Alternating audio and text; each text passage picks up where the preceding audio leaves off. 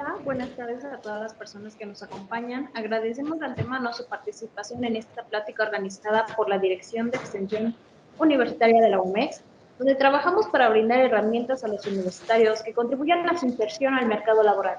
Le ofrecemos pláticas, cursos y conferencias, información sobre la bolsa de trabajo en el Servicio Universitario de Empleo, OCDE y convenios, así como registro y seguimiento de prácticas y estancias profesionales.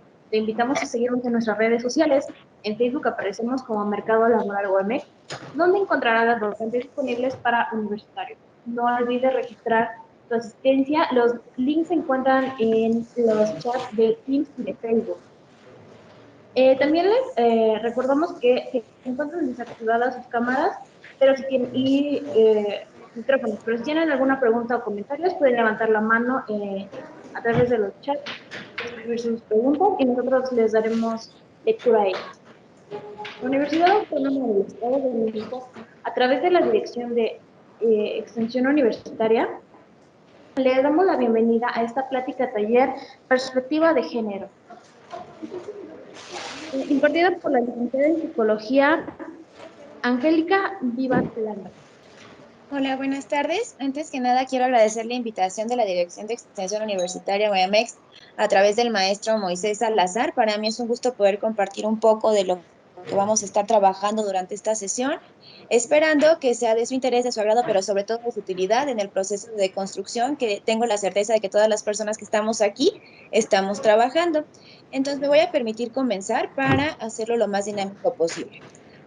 Pues bien, antes de comenzar es importante que tengamos, muchas gracias, definidos algunos conceptos. El primero pues es género, ¿no? Y diferenciar género y sexo. Esto es fundamental para no empezar a generar confusiones y establecer los parámetros de lo que vamos a estar hablando. Por un lado entendemos que género son todas las características no biológicas asignadas tanto a hombres como a mujeres. Ojo, no son biológicas y son asignadas por un ente social y cultural y aparte histórico, ¿no?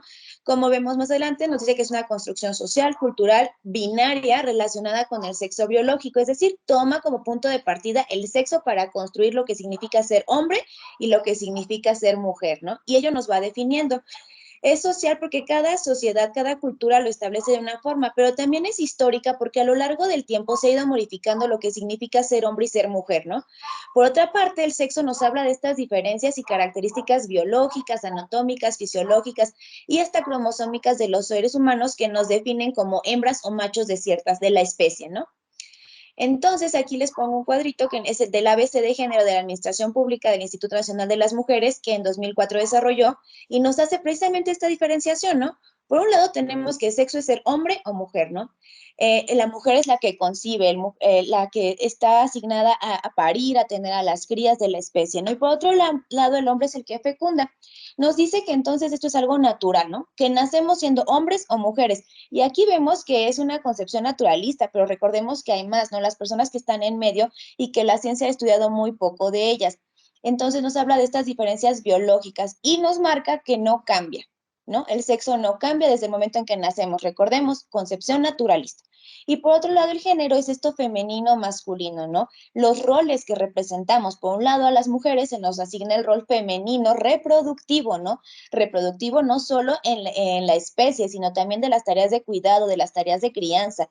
Y por otro lado, al hombre se le asigna el rol productivo, ¿no? ¿Cuánto estás generando? Y lo podemos ver esto en la división sexual del trabajo, ¿no? Es decir, la mujer se ha quedado rezagada o se le ha rezagado dentro del espacio privado, que es el hogar, para la reproducción de estas tareas. Por otro lado, a los hombres se les asigna el espacio público, ¿no? Donde pueden producir, donde pueden estar generando algo más. Y aquí nos dice que es algo sociocultural, es decir, nosotros como sociedad lo vamos construyendo, lo vamos transformando. Y esto es maravilloso, ¿por qué? Porque si lo hemos construido de una forma que ha sido incorrecta o que ha delegado a las mujeres a un solo espacio, que las ha limitado en su actuar y que las ha violentado de cierta forma, quiere decir que lo podemos transformar, ¿no? Aquí sí lo podemos cambiar. Y nos habla de estas relaciones entre hombres y mujeres. Ojo, estas relaciones desiguales entre hombres y mujeres. Y bueno, ya les mencioné que puede cambiar. Acá les pongo la galletita de la identidad, orientación, sexo y expresión, ¿no? Entendemos, por una parte, que la identidad es la forma en cómo nos sentimos respecto a nosotras y nosotros mismos, ¿no? En que nuestro cerebro interpreta quiénes somos. y no está ligada precisamente al sexo biológico. Por otro lado, hablamos también de la expresión de género, es decir, cómo me manifiesto yo, cómo expreso yo mi género, ¿no? Y se basa en los roles tradicionales de género. Nos dice aquí que también incluye otra forma, como es el vestir, el comportamiento, las actitudes que tomamos. Por otro lado, el sexo biológico, hablamos de esta genitalidad, ¿sí, no? Y corresponde a las características físicas y biológicas que nos diferencian a nivel sexual, incluyendo los órganos, las hormonas, los cromosomas, todo lo que ya vimos, ¿no? Pero en esta galletita sí nos maneja la intersexualidad, es decir, eso que está entre la hembra y el macho, ¿no? Y lo vemos en muchas especies, no solo en la humana. Y por otro lado, hablamos de la orientación, ¿no? Esta nos dice que está la orientación heterosexual, bisexual, homosexual, gays, lesbianas, bisexual, la infinidad de orientaciones que conocemos, ¿no? Y nos habla de esta atracción erótico, afectiva y o sexual, ¿no? Hacia las personas del género opuesto, ambos géneros, un mismo género o sin ninguna atracción. Es importante diferenciar todo esto porque muchas veces no solo confundimos el sexo biológico con el género, ¿no? También nuestra identidad o nuestra expresión de género la confundimos y la asignamos a un sexo biológico diferente, ¿no? Y muchas veces la sociedad no entiende todos este tipo de conceptos y por ello hay tanto conflicto en cómo nos expresamos o cómo nos referimos hacia las personas, ¿no? Porque lo seguimos marcando en una dicotomía de hombre y mujer, no hay más. Otros conceptos importantes son los roles de género. Obviamente teníamos que hablar de ellos al hablar de perspectiva de género, porque los roles nos dice aquí que son esas normas y prescripciones que, como ya vimos, las sociedades y las culturas, pero también la historia, dicta cómo debemos ser las mujeres y los hombres, cómo debemos comportarnos y qué espacio nos corresponde también, ¿no? De ello se desprenden los estereotipos de género, que nos dice que son cargas y atributos asociados social, cultural, yo agrego, históricamente, y por tanto designan el espacio en el que debemos desempeñarnos tanto hombres como mujeres. Como les mencionaba en un principio, las mujeres en el espacio privado, en la casa y con ciertas tareas específicas, ¿no? ¿Qué roles debes cumplir? Y los hombres en el espacio público. Hablamos de roles en estas tareas, ¿no? En estos cuidados. ¿Qué rol vas a desempeñar tú? Si bien cuando estamos trabajando sabemos que tenemos un rol específico en nuestro lugar de trabajo, acá también se manifiesta de esa forma, ¿no? ¿Qué rol? Las mujeres, el rol de cuidadoras, ¿no? El rol de protectoras, el rol materno, los hombres, los roles productivos, los roles que involucran unos estereotipos de género como la fortaleza, la virilidad, la inteligencia, y las mujeres es todo lo contrario, ¿no? Hablamos de estos estereotipos en los que se marca a la mujer como la débil, la frágil, la que necesita protección, la que es buena maternando, porque se cree que las mujeres tenemos este don de la maternidad, ¿no? Que nacemos con este don de la maternidad. Y eso es un estereotipo de género al final. Pero ¿qué pasa? Pues que estos roles y estereotipos de género también, además de las desigualdades que generan, generan violencias, ¿no? Porque se ha construido la masculinidad, como vamos a ver más adelantito, en un estatus supremo a la mujer. Esto lo mencionaba Lamas. Por otro lado, Lerner nos platica nos comenta que el patriarcado es el gobierno de los padres, ¿no? Las manifestaciones e institucionalización del dominio masculino sobre las mujeres y niños y niñas, ¿no? De la familia y que se va ampliando este dominio a la sociedad en general. Es decir, no se queda el patriarcado solo en el hogar, ¿no? Ya no es solo el gobierno de los padres, ya es el gobierno de los hombres en el sistema. Una disculpa. Por otro lado, la Comisión Nacional para Prevenir y Erradicar la Violencia contra las Mujeres en 2016 nos dice que el machismo es un conjunto de actitudes y comportamientos que violentan injustamente la dignidad de las mujeres en comparación de los hombres. Ahorita que vemos la parte de masculinidades, veremos por qué se construyen así, ¿no? Entonces, todas las actitudes y comportamientos que denigran a la mujer por ser mujer entran en el machismo, ¿no? Y es parte de lo que se pretende combatir el machismo, el patriarcado, el embrismo, que también va muy de la mano, ¿no? Muchas veces dicen que el feminismo es el opuesto al machismo, es un error. El embrismo sería como esa otra contraparte, ¿no? En el que se cree la superioridad de una persona por su sexo género, ¿no? Y es parte de lo que se pretende deconstruir, de lo que se pretende eliminar, porque es causante de violencias y desigualdades sociales. Ahora, si vamos a hablar de perspectiva de género, tampoco podemos dejar de lado definir qué es violencia, ¿no? Aquí la OMS nos dice que la violencia es el uso intencional de la fuerza física, también vamos a ver que es de la fuerza psicológica, de las construcciones sociales que tenemos, y dice que también se manifiesta con amenazas, ya sea contra uno mismo, contra otra persona o contra un grupo, ¿no? Muchas veces, aquí podemos poner un ejemplo, el chantaje, ¿no? Es que si tú te vas, yo me voy a morir, y vemos que no está usando la fuerza física, pero sí toda esa fuerza psicológica para coaccionarnos de hacer otras cosas, ¿no? Y al final está, podría ser, no, me voy a matar si tú te vas. Es una amenaza contra uno mismo, pero también es una forma de ejercer violencia, ¿no? Y nos dice que tiene como consecuencias, o es muy probable, que tenga un traumatismo, daños psicológicos, problemas del desarrollo o la muerte. Porque recordemos, la violencia en general y también la violencia de género no solo es de los hombres hacia las mujeres. Esta violencia también va de hombres a mujeres, de mujeres a hombres, de mujeres a mujeres y hacia las infancias, ¿no? Y hacia, también hacia las personas de la tercera edad y a la diversidad de la comunidad sexogenérica.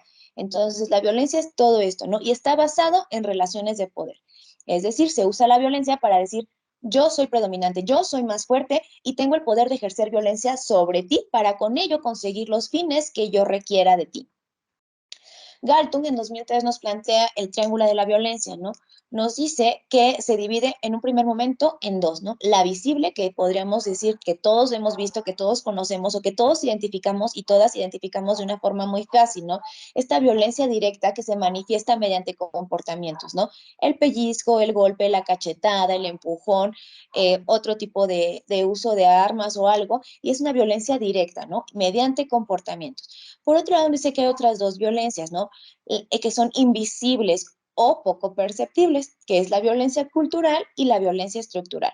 En la violencia cultural hablamos de actitudes, ¿no? De cómo dejamos de lado o cómo violentamos a las personas con nuestras actitudes. Por ejemplo, en la iglesia, ¿no? ¿Qué tipo de violencia podemos vivir en el templo religioso?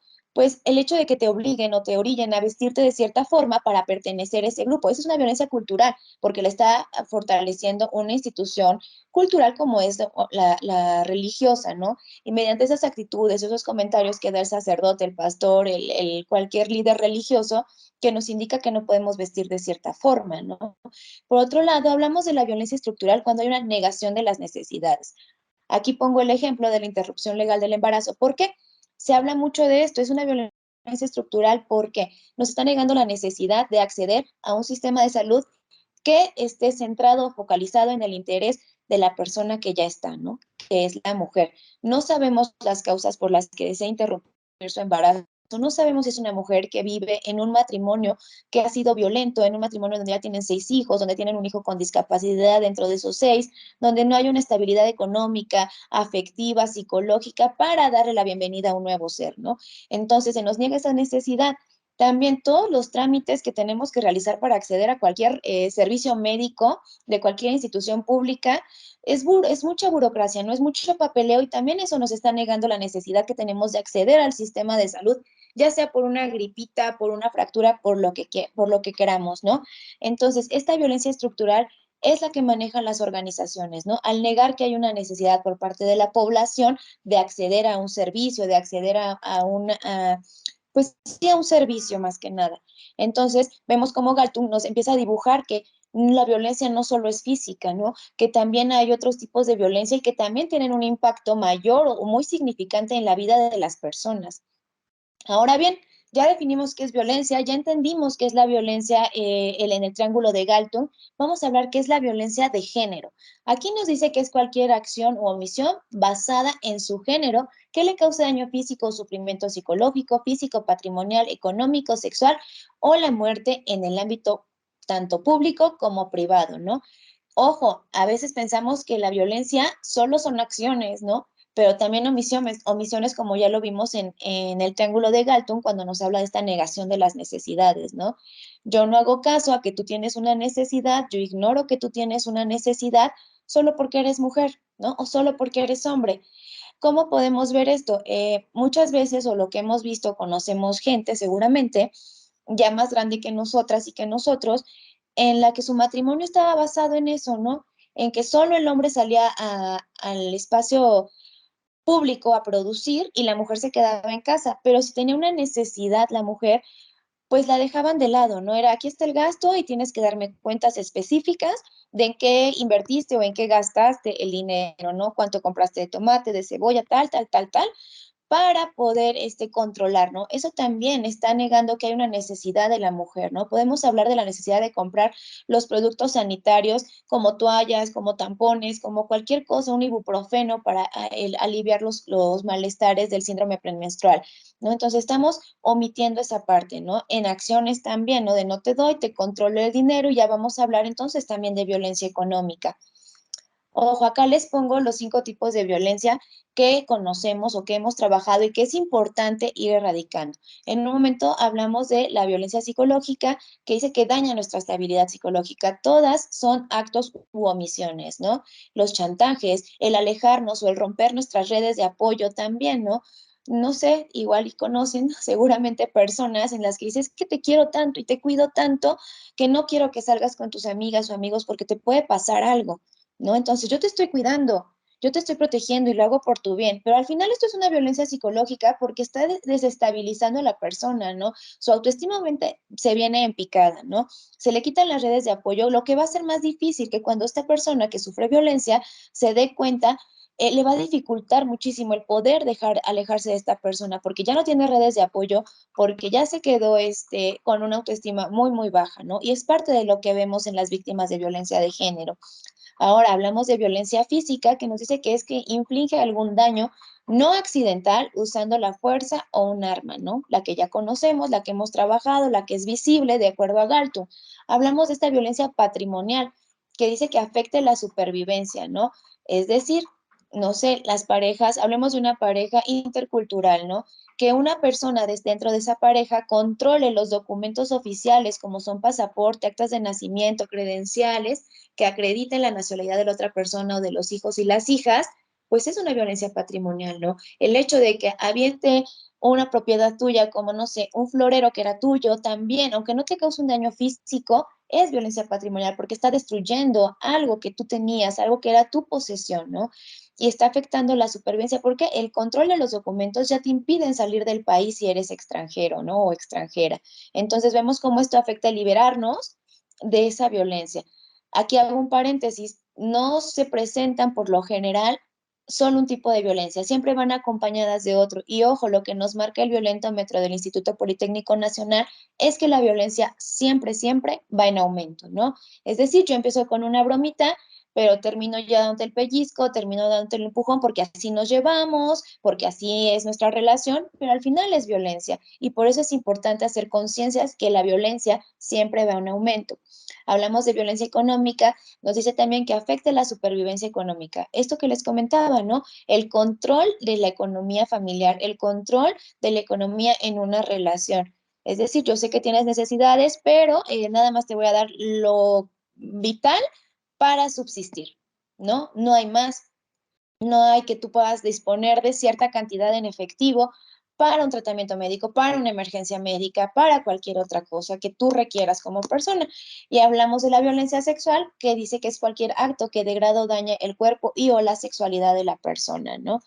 Ojo, muchas veces las personas ya más grandes que nosotras y que nosotros, pues crecieron con esa idea, ¿no? De que en el matrimonio es tener relaciones cuando el marido lo disponga, ¿no? Y por eso ha costado tanto trabajo visibilizar que lo privado también debe ser público, ¿no? Que no debe quedarse en ese espacio, porque si lo dejamos en ese espacio, entonces la violación dentro del matrimonio no podría ser catalogada como violación, ¿no? Sabiendo que lo pasa, sabiendo que está ahí, sabiendo que es un acto que tú no deseabas, ¿no?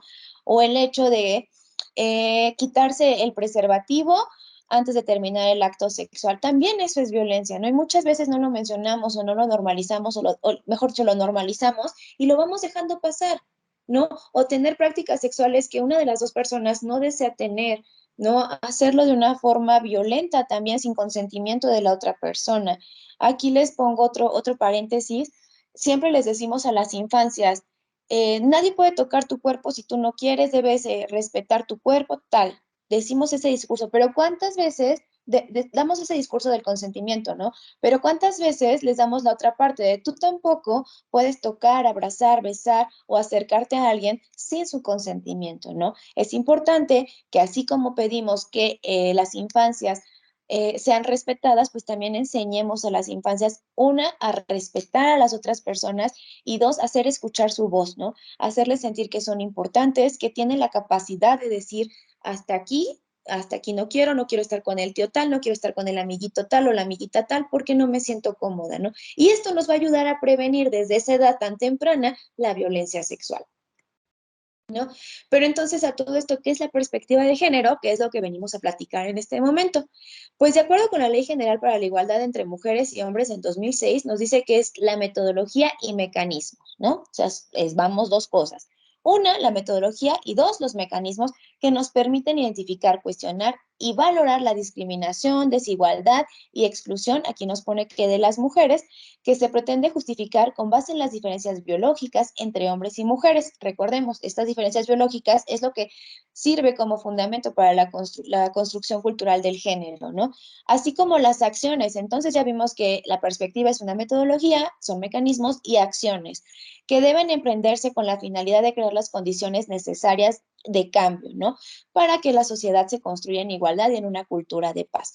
Es decir, es literalmente, bueno, no literalmente, es metafóricamente ponernos estas gafas moradas que nos permitan visibilizar la diversidad de personas que habemos y que no, esto no signifique que yo pueda discriminar a alguien más solo por ser diferente a mí, solo por no tener las mismas creencias, solo por ser mujer, solo por ser hombre, solo por pertenecer a determinado grupo, ¿no?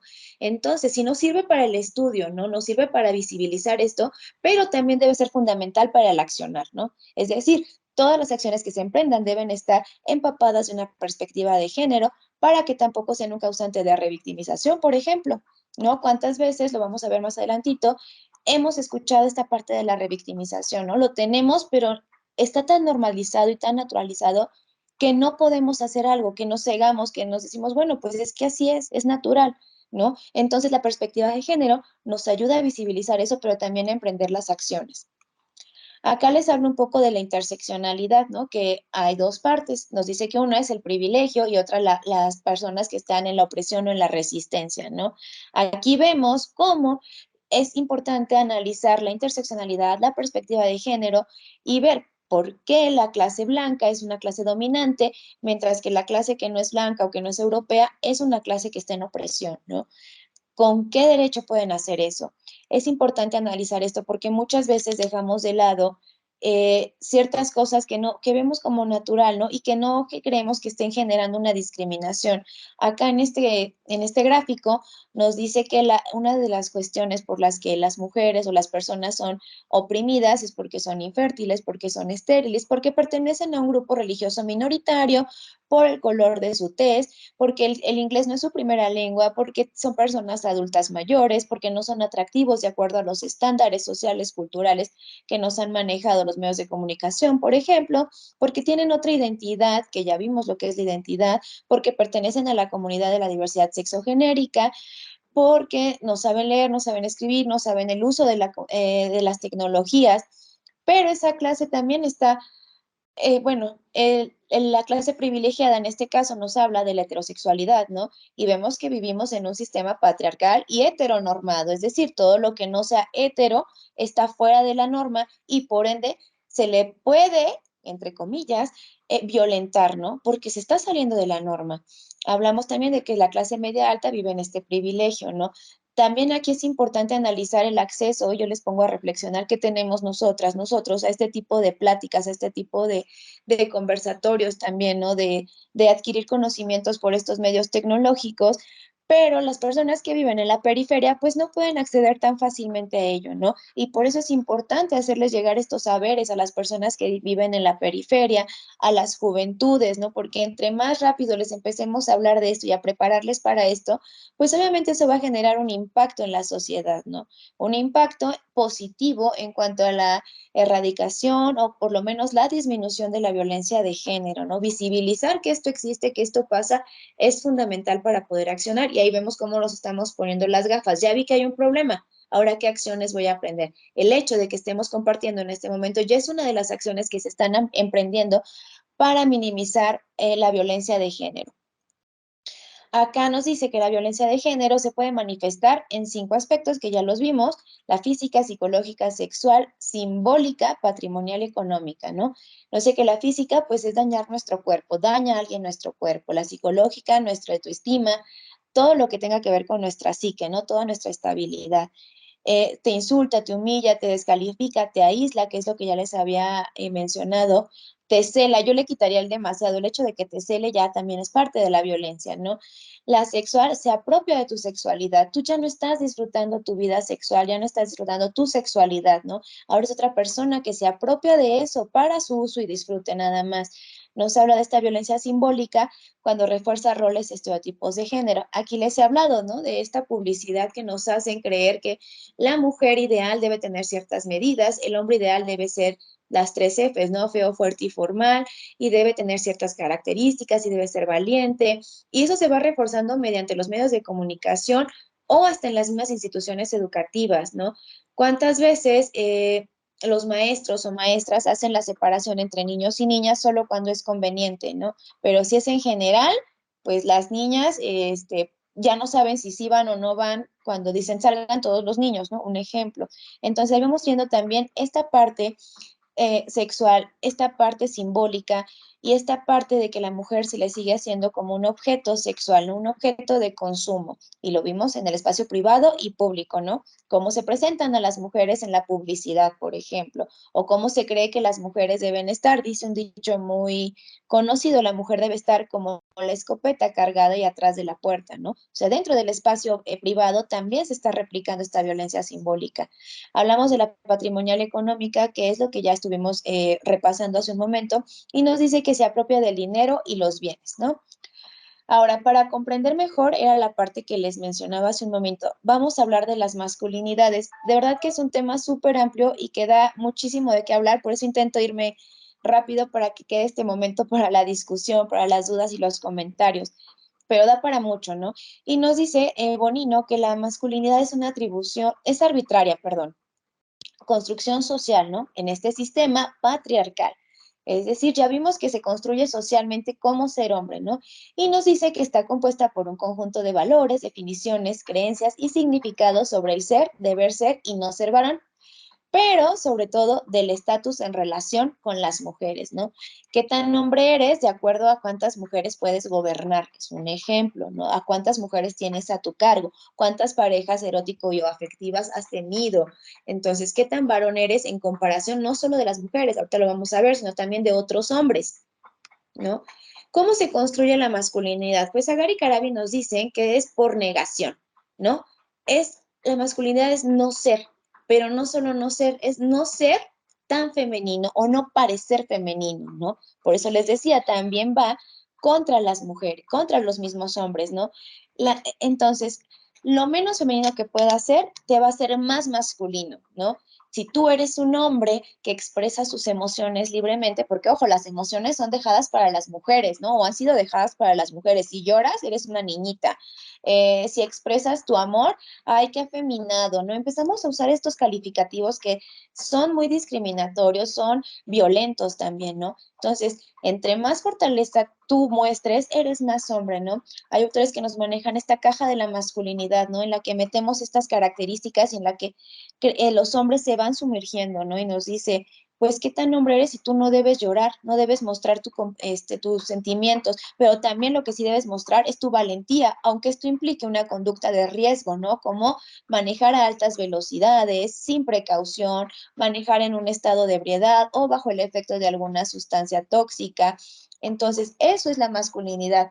¿Qué tan fuerte te representas ante la sociedad? ¿Qué tan viril eres, no? ¿Cuántos hijos ya tienes? Porque, ojo, un hombre que se queda en casa es criticado, es juzgado, es agredido, es violentado, ¿no? Pero solo está ejerciendo su paternidad o simplemente es el acuerdo que tomó con su pareja, ¿no?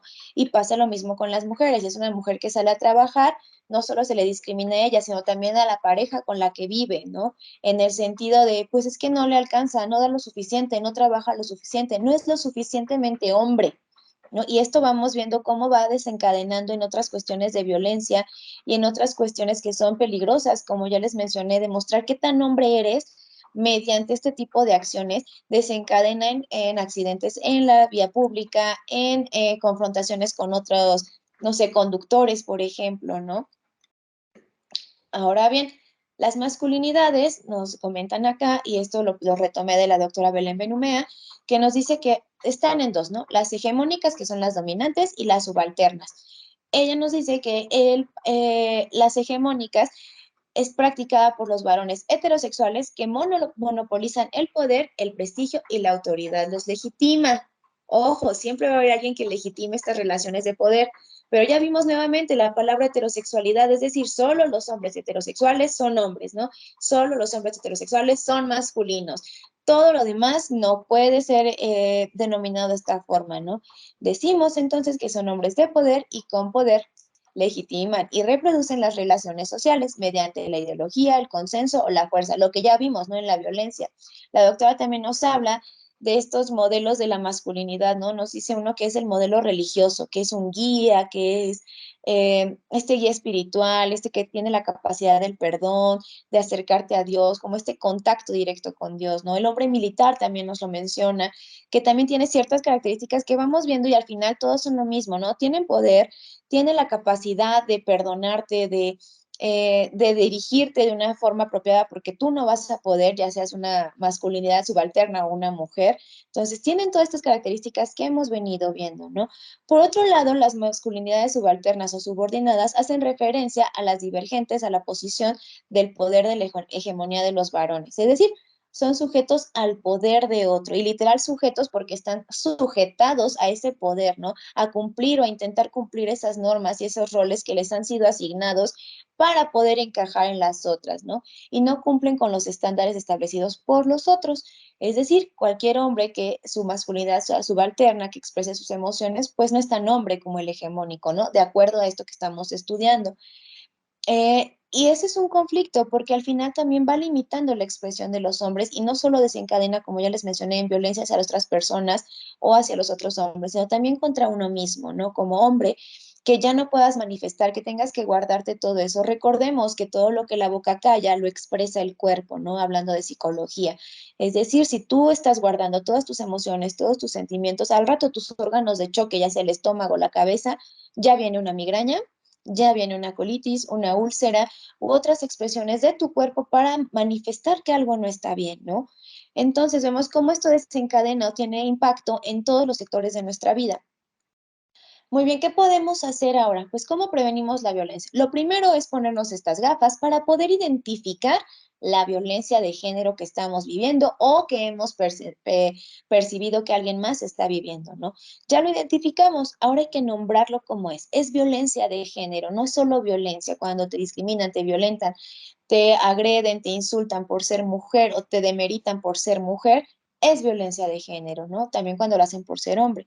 No lo nombramos, ya lo identificamos, lo nombramos y sigue un proceso, que es el proceso de denuncia, porque, y esto estamos viendo como la metodología, ya tenemos la identificación, ya estamos implementando acciones, ¿no? Que sería la denuncia. Siempre se debe denunciar porque ello es lo que nos va a ir ayudando no solo a tener un registro de que la violencia de género realmente existe o realmente es un problema social, sino también implementar las acciones necesarias para combatir el problema. Recordemos que como sociedad, como universitarios, tenemos esa obligación, ¿no? Denunciar todo lo que no sea apropiado, denunciar todas las violencias, denunciar los delitos, es una obligación como ciudadanas y ciudadanos y más como al pertenecer a una casa de estudios como la universidad, ¿no? Hablamos de este proceso de deconstrucción, que es con lo que inicié al decirles que si estábamos aquí es porque estamos en ese proceso, que es un proceso personal, individual, sumamente complicado porque nos confrontamos a nosotras y nosotros mismos, a los ideales que traemos, a cómo hemos sido construidas y construidos por nuestras ancestras y nuestros ancestros, ¿no? Pero eso es lo maravilloso, que tenemos esa capacidad de modificarnos, pero también de ser agentes de cambio, ¿no? Es decir, yo ya estoy transformándome, pero mi ejemplo de vida, mi testimonio de voz, de acciones, también me hacen ser un agente de cambio en pro de una cultura de paz y libre de violencia de género, ¿no? Entonces, eso es lo maravilloso, que podemos lograrlo, ¿no? Que se está trabajando y se está logrando.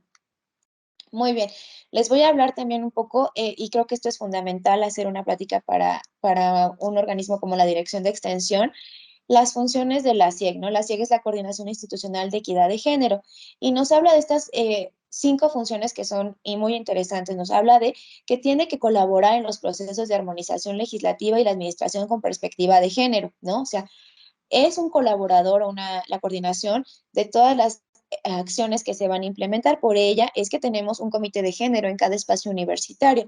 Nos habla también de colaborar con la instrumentación y diseño de recursos y estrategias para la atención de actos y de discriminación, hostigamiento sexual, acoso laboral y violencia de género, porque como hemos visto, este tipo de actos se presentan en todos los espacios y la universidad no se queda libre de ello, desafortunadamente, ¿no?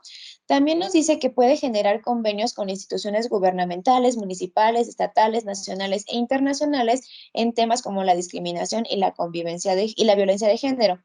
Por otra parte, nos habla de establecer programas de capacitación y sensibilización para lograr la igualdad y la equidad de género en la comunidad universitaria. Esta acción que estamos implementando también es parte de eso, si bien se hace con la Dirección de Extensión Universitaria, también es parte de lo que ha promovido la Coordinación Institucional de Género, ¿no? Este tipo de sensibilizaciones, de pláticas que nos ayuden a abrir el panorama a estos temas tan relevantes con la finalidad de disminuir los índices de violencia de género, no solo en la universidad, sino también en nuestro actuar cotidiano. Por otra parte, nos habla de promover la realización de eventos en fechas de celebraciones internacionales respecto a temáticas de violencia de género y discriminación. Lo vimos en el 8 de marzo, hubo eventos, hubo conferencias, hubo pláticas y siguen accionando de esta forma, ¿no? Que yo creo que la virtualidad nos ha ayudado mucho en esta parte para seguirnos capacitando, para tener un acceso más fácil a este tipo de temas, ¿no? O cualquier otro tema. Otra cosa que es muy importante y que debemos conocer todas las personas que pertenecemos o pertenecimos a la Universidad Autónoma del Estado de México es el protocolo para prevenir, atender y sancionar la violencia de género dentro de la universidad. Esto es obligación de todas las personas conocerlo, no solo en el momento en que seamos víctimas de violencia. ¿Por qué? Porque también somos agentes, como se los he mencionado, para la accionar en contra de ello, ¿no? Este protocolo nos habla de establecer acciones para prevenir y sancionar la violencia de género. Les voy a dejar el link, también lo voy a presentar en un momento, por si lo quieren consultar. Yo creo que está muy bien armado y muy bien marcadas las pautas a seguir. Nos dice que tiene estos objetivos, ¿no? El primero es promover la cultura de convivencia armónica y libre de violencia en condiciones de igualdad y no discriminación entre hombres y mujeres. Es decir, lo estamos promoviendo, lo estamos trabajando mediante diferentes acciones, ¿no? Nos habla de generar medidas de prevención que permitan detectar de manera temprana y oportuna la violencia de género, ¿no? ¿Qué medidas? Pues la vigilancia de los actos, ¿no? El acercamiento de las personas víctimas de violencia a las instancias correspondientes, como vamos a ver en el protocolo en un momento. También nos dice que debe garantizar espacios confiables, seguros y de respeto. Aquí volvemos a hablar de esta vigilancia que debe tener todas las instituciones, todas las personas que están dentro de la universidad, no solo en su oficina, en su espacio, sino en cualquier otro espacio universitario en el que se presente, ¿no? Dice brindar apoyo y asesoría a integrantes de la comunidad universitaria que sean víctimas de violencia por razones de género, identidad o preferencia sexual. Aquí ya lo ampliamos, ¿no? Ya vemos cómo la perspectiva de género no solo es esta visión hacia las mujeres, hacia la violencia contra las mujeres, sino a cualquier persona por cuestiones de género, identidad o preferencia. Nos habla de instaurar una ruta crítica de atención integral para víctimas de violencia de género, es decir, qué camino debemos seguir cuando se presenta una víctima de violencia de género. Aquí creo que es importante, y es algo que menciono mucho, que todas las personas debemos estar capacitadas o por lo menos sensibilizadas, porque muchas veces nos toca hacer el primer contacto de personas víctimas de violencia de género y no sabemos cómo accionar. Por ello es importante también este protocolo, ¿no? Saber a dónde recurrir, con quién recurrir o quién es la persona que me puede apoyar es fundamental, o que pueda apoyar a la persona que vino conmigo por escucha o por asesoría. Muchas veces, como les comenté, nos toca hacer ese primer contacto y no sabemos qué hacer, ¿no? O nos limita el desconocimiento de estas instituciones o de los comités o de las personas que integran el comité de género o de diferentes espacios a los que podemos acudir a solicitar ayuda. Otro punto es establecer el marco de actuación de las instancias universitarias en los casos de violencia de género. Es decir, no todas las instancias tienen las mismas obligaciones o las mismas requisitos o el actuar correspondiente, ¿no? Hay instancias para cada caso y hay un protocolo, hay una línea de acción, como ya se mencionó, que se debe seguir.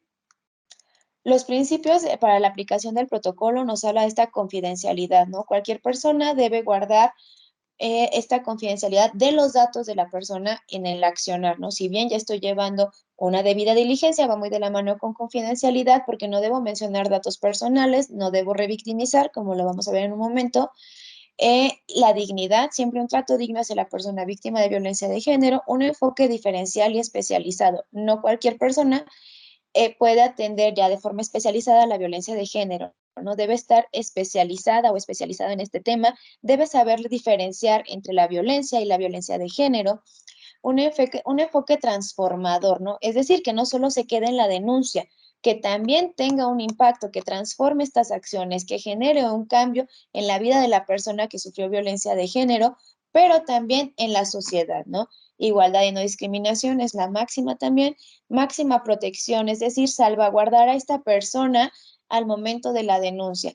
Es pro persona y evitar la victimización secundaria. Aquí está el link, en un momento también se los puedo compartir por el chat. ¿Qué debemos hacer entonces? Ese es parte del protocolo, ¿no? Como lo más grande del protocolo, ahí está marcado cómo se debe actuar, pero ¿qué debemos hacer si sabemos de un caso? Pues bien, dice acá, lo tomé de la página de la CIEC, nos dice, tu universidad te escucha si fuiste víctima de violencia de género. ¿Qué debemos hacer? Uno, acudir a la oficina de la abogada general, donde se nos brindará la asesoría. Esto es parte de las acciones que le corresponden a la abogada general. Luego, la dirección de tu espacio académico. También podemos acudir ahí para que nos vayan canalizando hacia los diferentes espacios que debemos acudir y a la Defensoría de Derechos Universitarios, ¿no? Esta diapositiva también la tiene el maestro Moisés, que me hizo favor de compartírmela para que también la podamos compartir ahí con ustedes, está en las redes también. Luego dice que puedes ingresar y escanear el código donde viene más información, si quieren irlo haciendo también, sobre los procesos, ¿no? Nos dice que el primer paso es denunciar, como yo se los he mencionado, ya visibilizamos, ya lo podemos nombrar, ahora hay que accionar mediante la denuncia. La denuncia es confidencialidad, como les mencioné, es de los principios que aplica el protocolo. Aquí están los datos de la oficina de la abogada general, por si gustan tenerlos a la mano, y de la Defensoría de Derechos Universitarios. También no sé que los pueden encontrar en servicios de estudiante de Ciudad Universitaria. Entonces, tenemos ya un espacio, tenemos ya un protocolo, tenemos ya todo lo necesario para denunciar la violencia de género dentro del espacio universitario y poder acercarnos para esta asesoría legal y que nos brinde no solo esta asesoría legal, también existe la posibilidad de canalización para la atención de la violencia o de la violencia psicológica de la que hemos sido víctimas, ¿no? Es decir, brindar esta atención integral es fundamental y es parte también de lo que está trabajando la CIEC, no solo. Bueno, gracias.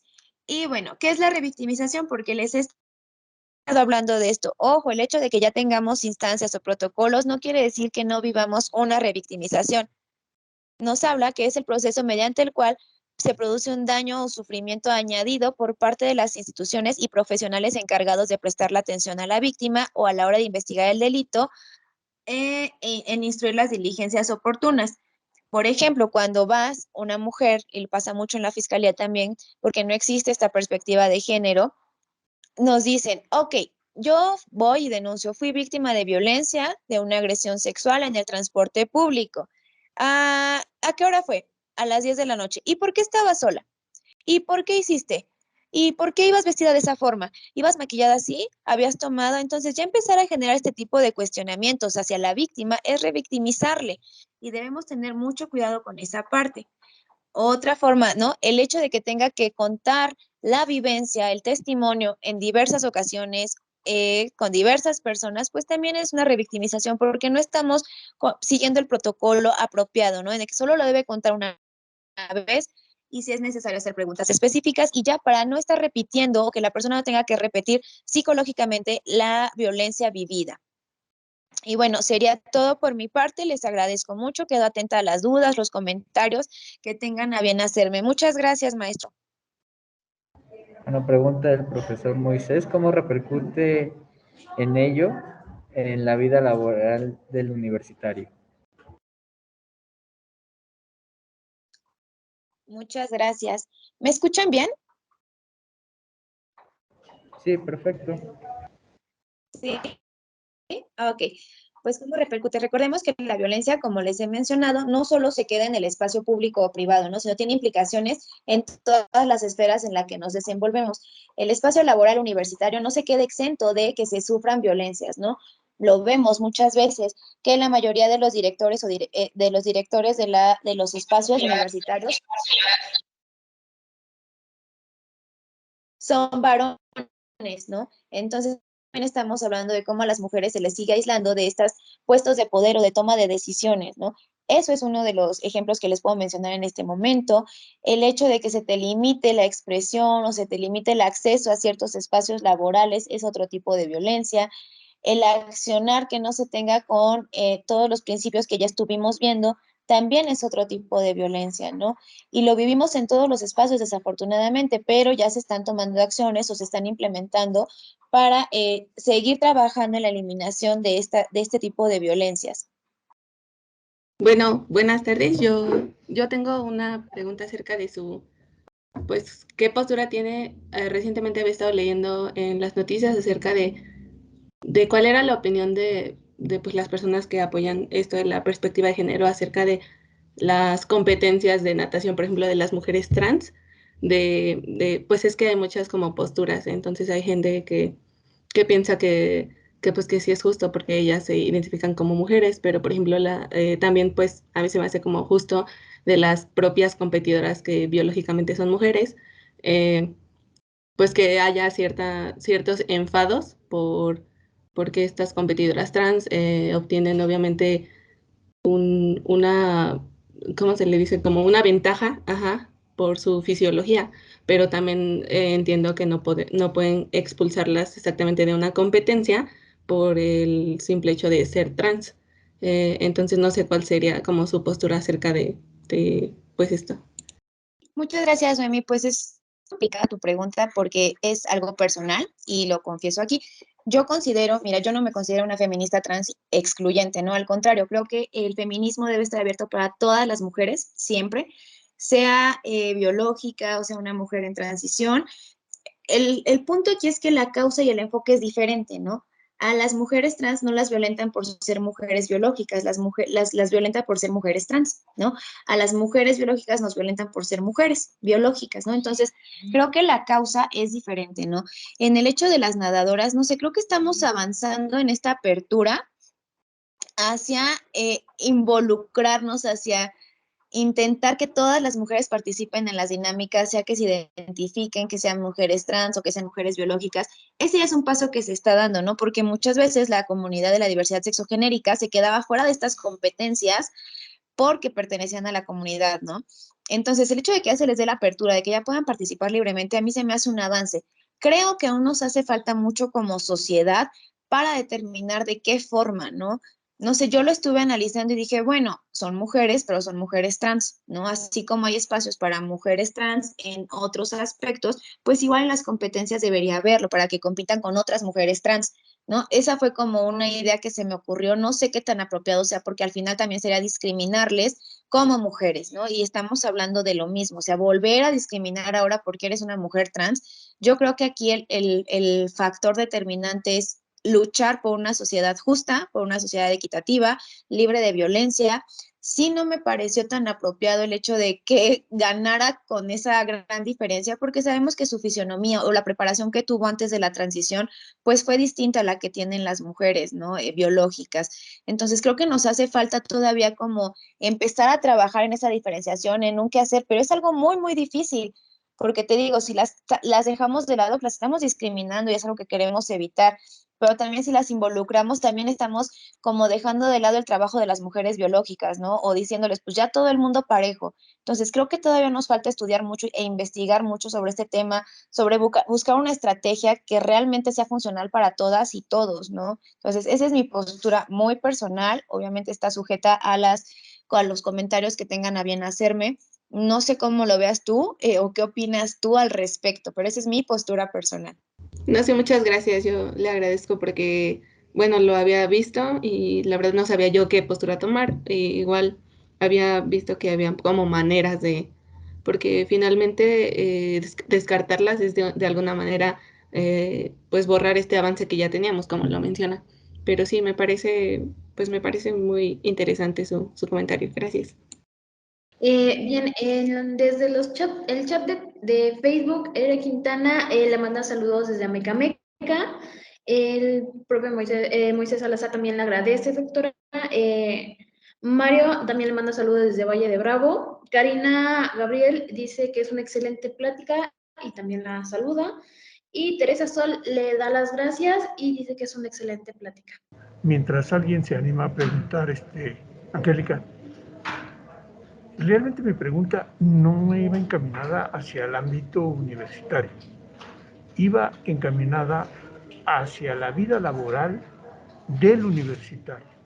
Es decir, la intención es tratar de que el universitario, cuando se incorpore al mercado laboral, tenga una serie de competencias, de habilidades que le permitan en un momento dado ser más eficiente, así como tener la posibilidad de incorporarse más rápidamente al mercado laboral. Hacia allá iba orientada. Por eso, ese entorno que nos platicas, esa cultura de la cual somos todos partícipes, ¿cómo puede repercutir en nuestra vida laboral? ¿Repercute o no? Esa era un poquito mi pregunta. Si tú tienes la opción de contestarla bien y si no, quería solamente hacer esa aclaración. Adelante, muchas gracias. Ok, maestro. Sí, muchas gracias por la aclaración.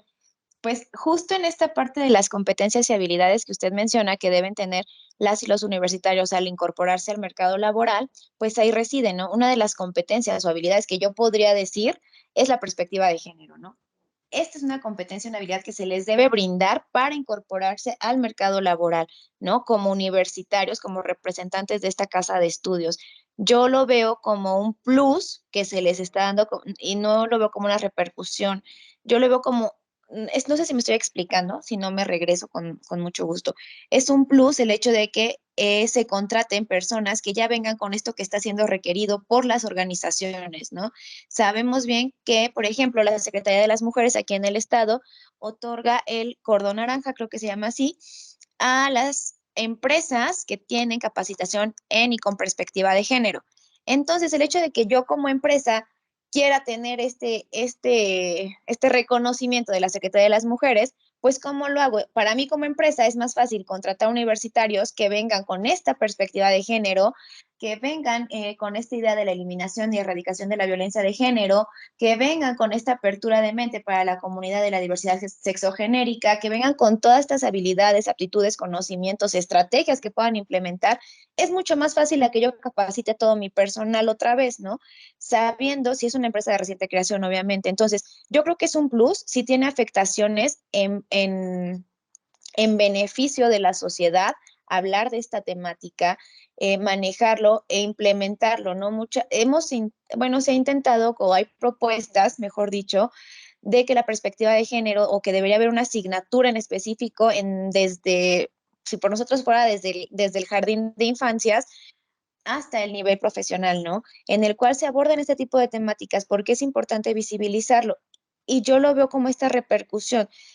Si tú, universitario, universitaria, no vas con esta visión, te vas a confrontar un mundo bien difícil en el cual vas a seguir tolerando ciertas cosas porque son lo normal, porque así ha pasado siempre. Entonces, naturalizarlo también es una repercusión que tiene, ¿no? El ignorar estas capacitaciones o estos temas, mejor dicho, pues también es un contra, ¿no? Y también para la universidad, si lo vemos desde ese punto, el hecho de que nuestras estudiantes y nuestros estudiantes salgan sin esta mirada, pues también está hablando mal de nosotros como institución, ¿no? Es decir, ¿qué les estás enseñando? No hay esa temática de la que se ha hablado a nivel mundial desde hace muy poco, pero que se está implementando con mucha fuerza ahorita, que está en auge. Entonces, ¿qué está pasando contigo, universidad, no? Entonces, yo veo que la implicación es positiva siempre y cuando se le dé el enfoque correcto. No sé si sea más o menos así lo que esperaba, maestro, o me dices. No, está muy bien. Yo creo que esto es un tema que tú acabas de aportar algo muy importante. Yo creo que una competencia complementaria para nuestros universitarios es precisamente la perspectiva de género. Independientemente de las miles de competencias que existen por ahí, creo que esta es una competencia que hay que trabajar mucho en ella y te agradezco mucho tu aportación y tu dedicación. Gracias. Muchas gracias. Para mí es un gusto, nuevamente lo comparto, estar aquí con ustedes, poder compartir todas las dudas, comentarios. Igual también ya les dejé mis datos de contacto. Pues estoy para servirles y es un gusto. Muchas gracias por la confianza, maestro Moisés. De verdad, estoy encantada de poder compartir. Y sí, es algo que debemos seguir trabajando porque es un plus, ¿no? Y porque es necesario para la sociedad. No, al parecer ya no hay ni preguntas ni comentarios, entonces procedemos con la entrega y la presentación de su constancia. La Secretaría de Extensión y Vinculación y la Dirección de Extensión Universitaria otorga la presente constancia a la licenciada en Psicología Angélica Vivas Landa por su participación en la plática Perspectiva de Género impartida a través de Microsoft Teams. Toluca, México, 24 de marzo del 2022. Patria, Ciencia y Trabajo, 2022, celebración de los 195 años de la apertura de clases en el Instituto Literario. Firma la licenciada en Derecho Sandra Alejandra Garduño Romero, directora de Extensión Universitaria. Maestra, no me queda más que agradecerte mucho tu participación. Creo que nos has dado una excelente ponencia al respecto. Así como también agradecer a todos nuestros asistentes que invirtieron parte de su tiempo en una plática con un tema muy interesante. Muchas gracias y pues nos seguiremos viendo y hasta la próxima, Angélica. Gracias. Hasta luego. Muchas gracias. También agradezco a la audiencia que estuvo presente. Espero, como lo dije en un principio, sea de su utilidad, de su gusto y bueno, que sigamos trabajando en la construcción de una sociedad más justa y equitativa para todas y todos. Agradezco a la Dirección de Extensión Universitaria. Ailín, gracias por conducir. Maestro Moisés, gracias por la invitación y para mí es un gusto poder colaborar con ustedes en lo que necesiten. Saben que cuentan conmigo. Les agradezco mucho y que tengan una excelente tarde. Gracias igualmente, que tenga una excelente tarde. Muchas gracias por esta valiosa información que nos ha impartido el día de hoy. Gracias, hasta luego, que estén muy bien.